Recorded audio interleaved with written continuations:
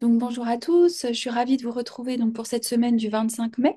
Donc on va regarder essentiellement deux choses, l'entrée de Saturne dans le signe du Bélier, comment quelque part il y a une invitation à verticaliser le feu, en extrayant ensemble des bribes de symbolisme, sachant qu'on a le temps, puisqu'on a 2 ans et demi, puisqu'on parle de Saturne, pour voir ensemble toutes les facettes, hein. Donc là c'est vraiment on pourrait dire, ouvrir des portes qui peuvent commencer à faire du sens, surtout si Saturne en bélier va faire un aspect important dans votre thème, ou tout simplement la maison, hein, donc le champ d'expérience du thème aussi, qui va venir verticaliser, polir, hein. Donc on va essayer aussi de redorer le blason, hein, c'est le cas de le dire, c'est vraiment montrer cette invitation à l'or intérieur de Saturne lorsqu'il semble contracté. Et là, forcément, en bélier, il contracte l'or solaire, hein, puisque le bélier est le signe de l'exaltation du soleil et c'est le domicile de Mars. Et on va regarder aussi la nouvelle lune en Gémeaux, donc qui est une promesse de liberté, de légèreté, d'ouverture à quelque chose de nouveau. Et ce que j'ai ce que j'ai pu observer, c'est qu'elle est conjointe exactement vraiment à 14 minutes près à l'astéroïde Icare. Et je trouvais qu'il y avait quelque chose d'intéressant en lien aussi avec ce symbolisme de Saturne en bélier, cette maîtrise du feu. Et là, quelque part, on a cet envol qui pourrait se déployer surtout en Gémeaux, dans le désir de l'exploration de toutes les facettes de la vie, des idées, et avec le mythe des cartes, nous le verrons, il y a aussi un autre appel à la prudence. Donc, je trouvais ça assez intéressant cette semaine parce qu'on a vraiment cet enthousiasme d'habitude dans le bélier ou dans le gémeaux, hein. D'ailleurs, ce sont des signes qui sont reliés par un sextile, hein, et qui sont les premiers signes du zodiaque, hein. C'est cette pétillance du mouvement et de la vie. Mais on voit qu'on est amené, de par les configurations actuelles, quelque part à les raffiner ou à les vivre sur une autre octave.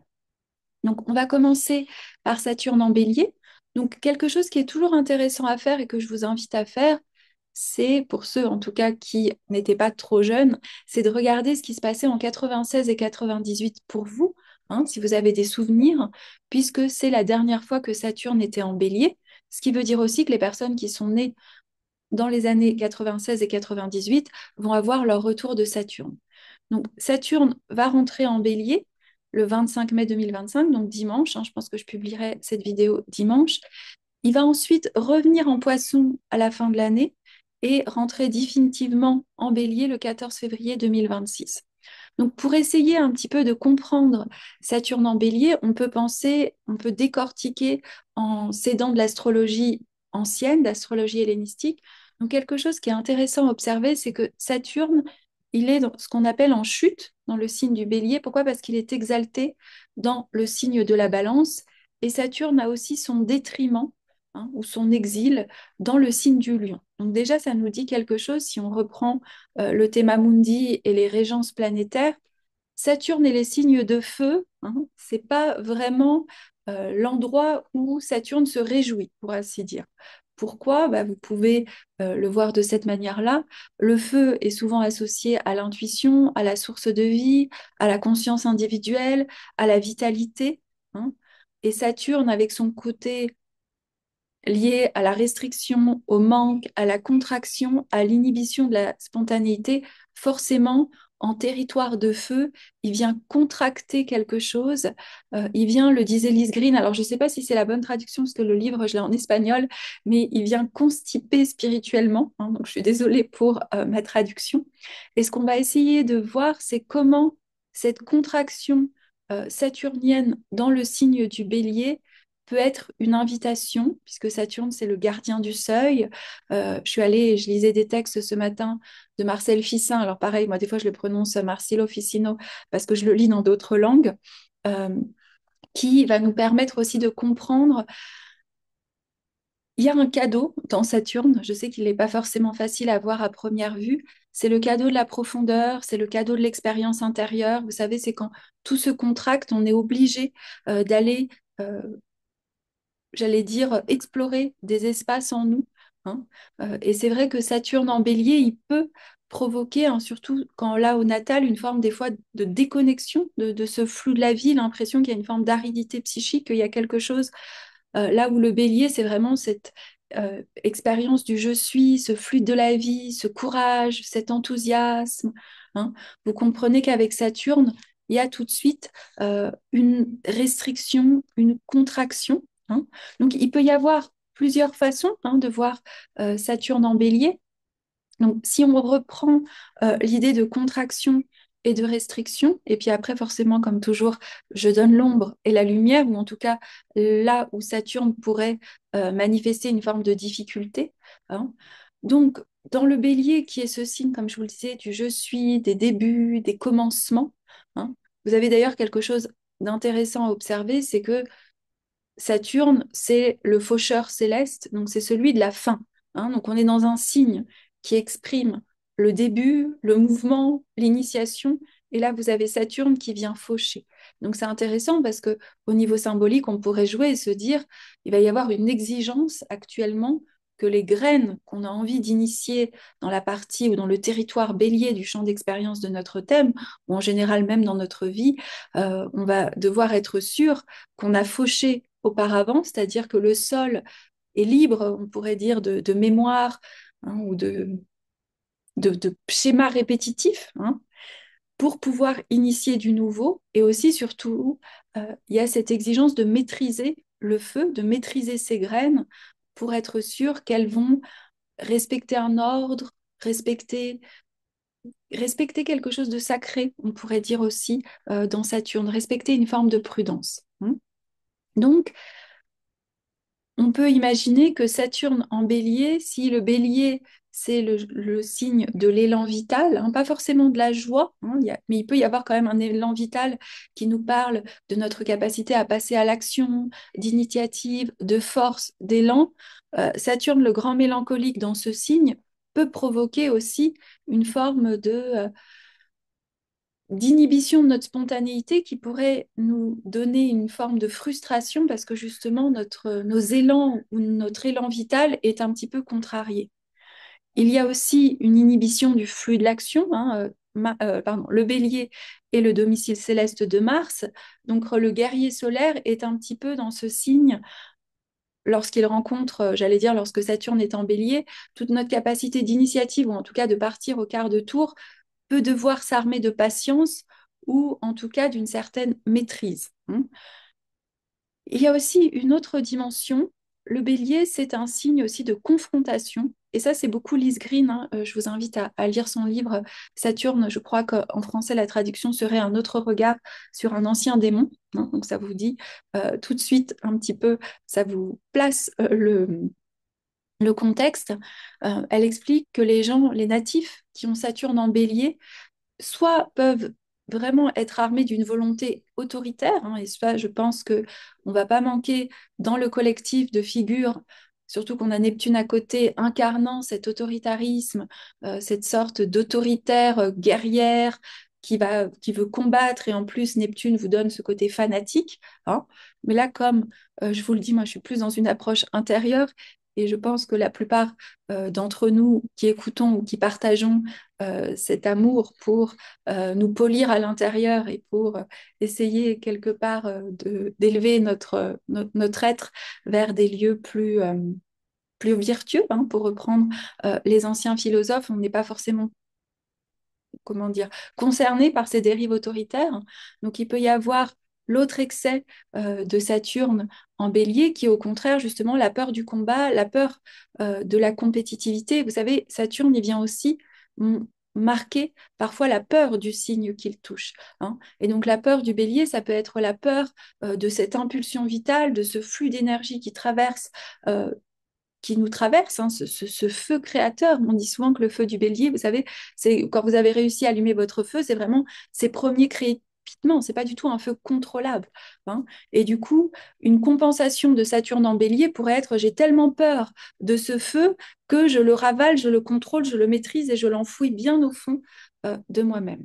Donc, vous l'aurez compris, tout le défi au niveau intérieur de ce transit de Saturne en bélier, c'est comment, quelque part, on va être self-mastery en anglais, je ne sais pas comment vous direz ça en français, on va arriver à être j'aime pas le mot autocontrôle, mais de maîtriser, voilà, d'arriver à maîtriser notre canal de vie, de comment on va construire aussi ce flux de la vie, avec quelle maturité on va construire nos quêtes, on va construire nos nouvelles épopées, on pourrait dire aussi. Dans le signe du bélier, il y a des territoires toujours qui ont envie d'être conquéris. Et donc avec Saturne, il y a cette maîtrise. Saturne, il peut aussi nous dire de comment on va prendre autorité là où souvent Saturne représente l'autorité extérieure, que ce soit l'autorité de l'État, que ce soit l'autorité d'un père, d'une institution, du surmoi en nous, hein. Saturne représente toujours, souvent quand il est extériorité, cette sensation qu'il y a quelque chose à l'extérieur qui nous empêche, qui nous contraint, des règles qui sont tellement réelles, hein, attention, hein, Saturne c'est aussi réel, hein, c'est une planète sociale, donc elle a aussi son rôle et sa fonction qui est de nous insérer dans la société et faire que tout le monde respecte un minimum les règles. Au temps de l'âge d'or, on avait tous tellement bien intégré Saturne qu'on n'avait même plus besoin de règles extérieures. Donc je trouve ça intéressant parce que Saturne en bélier peut nous dire aussi, je réponds de cette impulsion bélier. Alors peut-être pas de nos impulsions belliqueuses et confrontatives et qui seraient l'ombre du bélier, mais de nos désirs, de nos élans, de nos envies, de se dire, mais en fait, malgré justement les circonstances, il y a quand même cette envie bélier de semer des nouvelles graines, d'initier quelque chose, d'être un pionnier là où il est dans votre thème. Je ne sais pas si c'est en maison 3, ça va être d'avoir envie d'écrire peut-être et de se dire mais j'ai envie d'oser ça. En maison 7, peut-être d'initier des nouvelles façons de vivre nos relations. En maison 1, dans le lien à vous-même, dans la manière dont vous vous présentez, où justement, si l'impulsivité régnait, bah là, vous la contrôlez, vous la maîtrisez, vous utilisez un feu qui a du sens. Et ça, j'en parlerai dans d'autres vidéos, puisque forcément, quand Saturne rentre en bélier, pas loin, il y a Neptune, il y a aussi Cérès. Cérès, c'est la déesse du grain, donc on nous parle vraiment, et c'est ce que je veux essayer de parler un petit peu au niveau du symbole de Saturne dans le reste de la vidéo, c'est il y a des graines symboliques, il y a des graines de la maîtrise, hein. Il y a un enthousiasme à diriger et forcément avec Neptune, on va voir que ça nous élève vers la dimension peut-être du bélier, puisque Neptune est aussi en bélier, qui nous parle de ce je suis, de l'être, mais qui est bien loin de, vous savez, l'ombre qu'on peut avoir à dire un peu cliché du bélier, l'égoïsme, les individualismes, l'extrême, euh, ne penser qu'à soi, ne faire que pour soi, n'agir que pour soi. Là, je pense pas du tout. Là, je pense qu'on vient vraiment, avec Saturne et Neptune en bélier, raffiner quelque chose et peut-être nous aider à dépersonnaliser ou à ce que ce je suis soit connecté à quelque chose de plus sage, Saturne, et à une dimension qui lui fait toucher la totalité ou l'éternité ou la reliance à quelque chose de beaucoup plus grand, hein. Vous savez que Saturne, c'est souvent l'archétype du sénex. Le sénex, c'est le vieux sage. Donc là aussi, on a quelque chose de très intéressant. Pourquoi? Parce que le bélier est plus un signe qu'on pourrait associer, en tout cas, surtout avec le Mars en tant que régent du bélier, au côté du puère, hein. Le puère, vous savez, c'est l'éternel enfant. C'est cette sorte de jeunesse innocente qui part à la conquête sans réfléchir. Quelque chose qu'on oublie aussi, c'est que lorsqu'on prend la mythologie de Saturne, hein, donc Saturne c'est Chronos, hein, Chronos c'est celui qui va séparer Gaïa et Ouranos, qui va aussi vouloir séparer la terre et le ciel, qui crée un espace entre le ciel et la terre, un espace où on est tous finalement actuellement. Donc Saturne, il a aussi cette dimension du jeune rebelle qui, à un moment donné, pour instaurer un nouvel ordre, bah, va se positionner contre son père, et le castrer. Et je trouve ça intéressant parce que Saturne en bélier, il sort du poisson. Donc il sort aussi de cette indifférenciation parce qu'il a ce désir et cet élan d'affirmer quelque chose de singulier. Seulement, forcément, comme c'est Saturne, c'est comment on affirme cette singularité, pardon, avec maturité. Mais n'oublions pas qu'il y a quand même quelque chose qu'on oublie beaucoup. Déjà, à l'intérieur de Saturne, son jeune homme rebelle. Et je trouve ça intéressant parce que là où Saturne en bélier pourrait peut-être des fois indiquer un endroit justement où on pourrait avoir peur de toute prise de risque, là, il y a une invitation justement à réconcilier le puère et le sénex vraiment dans la même image, qui est dans toute tentative de conservation ou de préservation, ou dans tout vieux sage, on pourrait dire, il y a un jeune homme rebelle qui a cette flamme, et c'est vraiment comment les deux vont dialoguer. Saturne en alchimie, on parle beaucoup aussi du soleil noir. C'est le processus de nigredo. Et je trouvais ça intéressant, hein, de putréfaction, parce que je me disais, on est en bélier dans l'exaltation du soleil, dans le domicile de Mars, donc dans des figures très solaires, très héroïques. Et là, vous avez Saturne, le soleil noir, la bile noire, qui est souvent représentée par un homme vieux, un vieux sage qui est assis sur un trône élevé, ou des fois vous allez le trouver dans les images alchimiques, qui est aussi assis sur un dragon, qui a la tête couverte d'un long tissu noir, les mains levées vers le ciel, avec une faucille. Donc on a tout ce symbolisme vraiment de la mort, de la faim, de la noirceur, de la dépression, hein, de quelque chose qui viendrait alourdir ce bélier. Et moi, l'hypothèse que je faisais en réfléchissant et en préparant, vous me voyez tourner mes feuilles, je me disais, c'est aussi cette invitation à trouver un autre or solaire, c'est-à-dire de rencontrer pas du tout peut-être l'action du bélier flamboyante, très solaire, mais là, on va peut-être nous élever vers un soleil beaucoup plus intérieur, hein. C'est intéressant, justement, je relisais Marcel Fissin, il y a un livre, alors je le lis en espagnol, ça s'appelle Trois livres sur la vie, je pense que c'est la traduction française, et il y a une partie, le troisième chapitre, c'est comment vivre sa vie en accord avec les étoiles. Hein, ça, c'est quelque chose qui me fascine. Je me dis, il y a énormément de philosophes anciens qui ont parler d'une manière magnifique de la connexion et de la reliance aux étoiles. Et il proposait des remèdes, hein, des remédiations. Hein, l'astrologie avant avait des remédiations. Et il disait finalement, c'est pas que Jupiter qui est un remède à Saturne, mais c'est vraiment se livrer corps et âme à la contemplation divine. C'est qui appartient d'ailleurs à la noblesse de Saturne. Et je trouvais ça intéressant parce que c'est comme ce feu du bélier qui peut nous parler aussi de notre société si rapide et de toujours vouloir agir. Là, avec Saturne en bélier, pour ne pas vivre justement ce sentiment de heaviness, de lourdeur, de quelque chose qui nous écrase dans notre élan vital, va nous demander de maîtriser ces feux vers la contemplation, vers quelque part notre âme, hein. Et une citation qui vient d'un livre qui s'appelle Saturne et la mélancolie disait l'oppresseur de la vie saturnienne engendre la mélancolie, mais en tant qu'ami et protecteur d'une existence supérieure et purement intellectuelle, il peut la guérir. Hein, donc il y a vraiment l'antidote de Saturne est au même endroit que Saturne, qui est dans cette invitation à aller en intériorité, à connecter avec une partie peut-être justement de notre âme, de ce feu, hein, qui n'est pas juste la spiritualité solaire ou la rationalité mercurienne, vous disiez Ficin, mais c'est la fonction de contemplation. C'est en contemplant qu'on va quelque part, que Saturne va nous conférer cette vie éternelle et céleste et cette immortalité. C'est la, la vraie maison de l'âme. Et je trouvais ça très beau, hein. C'est pour ça que je voulais vous le livrer, parce que je trouvais qu'il y a quelque chose de magnifique qu'on va développer ensemble. Et puis j'aime beaucoup vous transmettre cette approche un petit peu différente de justement peut-être, on pourrait reprendre Marcel Fissin, comment vivre en accord avec les mouvements célestes, hein. Et donc un des remèdes de Saturne, vous voyez, c'est la contemplation.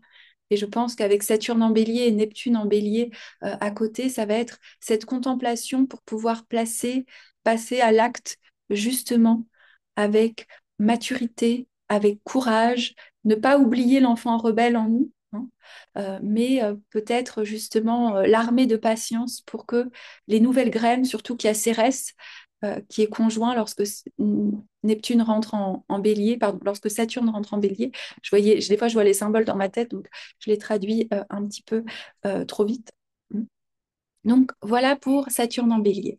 Et en plus, il y a quelque chose d'assez beau, c'est que lorsque Saturne est en Bélier, rapidement, on a la nouvelle lune en Gémeaux, on a Mercure en Gémeaux, donc il fait un sextile avec le Gémeaux.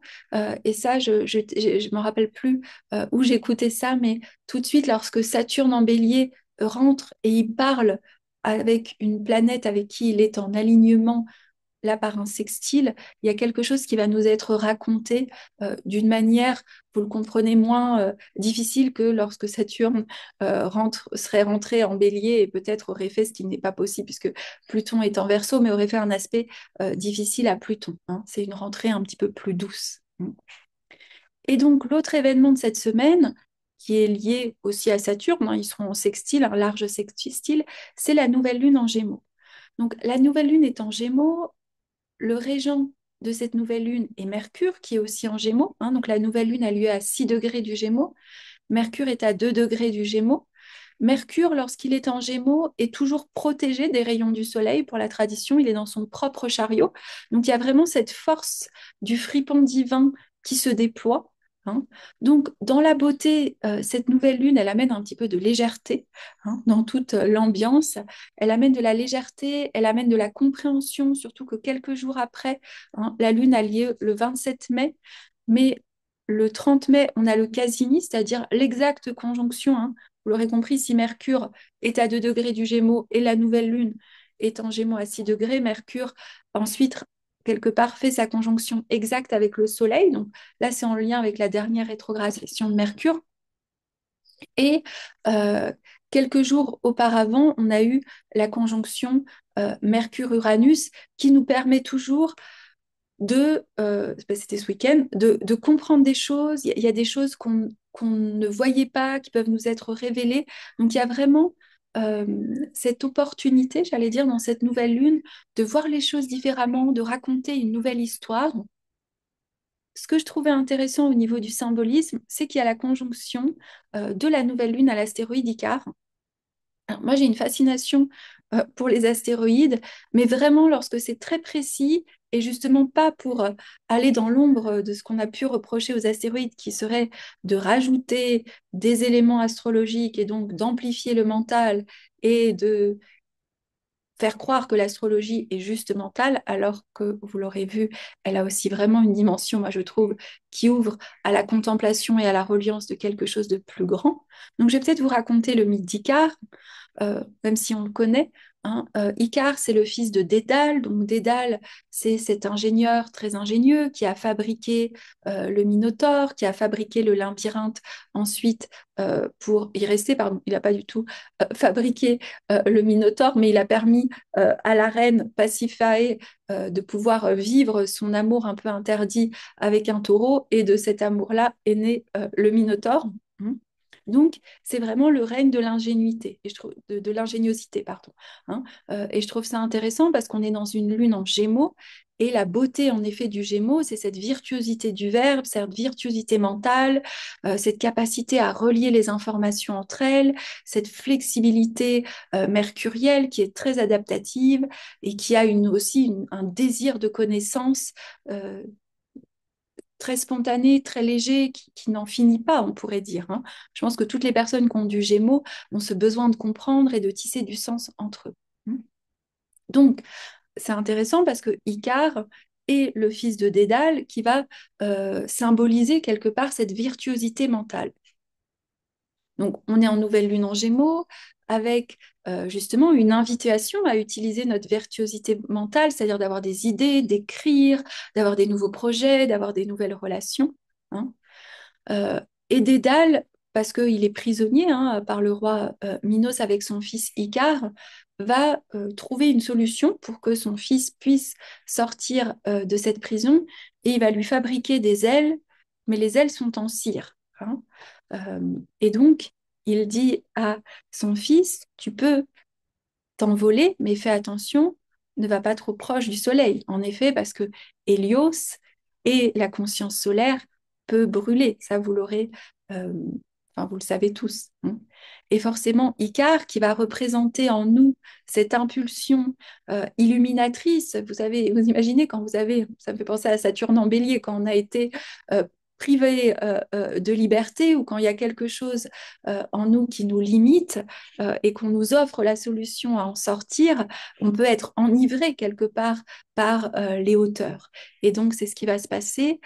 Icare va se laisser enivrer par son envol et il va, même si son père lui dit fais attention, il ne l'écoute pas, il ne l'entend pas, il est enivré par sa propre quête, par sa propre de pouvoir aussi quelque part toucher sa liberté et forcément, il ira trop proche du soleil, il sera brûlé, il s'effondrera et en plus il va s'effondrer dans la mer et là je crois qu'il y a des forces de Poséidon qui viendront aussi le, euh, le prendre, hein.